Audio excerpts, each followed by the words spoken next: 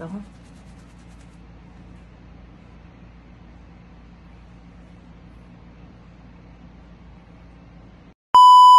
Kung kayo ay naghahanap ng isang product na kung saan makakatulong sa inyo, here, ito yung isa sa may recommend ko sa inyo. So, alam niyo naman na nanganak ako, and one of the damage na maaring makuha ninyo once na nanganak kayo is yung mga hair fall. So, magkakaroon ng dry na hair. So, isa yan sa product na binili ko talaga. Para naman din maiwasan ko rin yung split ends. Bremond is one of my trusted brands on hair. So, meron yung shampoo, conditioner, and of course, hairspray. Meron din yung hair mask na kung saan magagamit nyo talaga.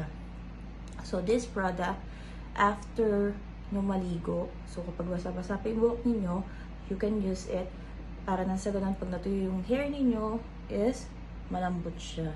So, mas malambot ang magiging hair strand ninyo. And makaiwas pa kayo sa dryness, and makaiwas kayo sa mga split ends.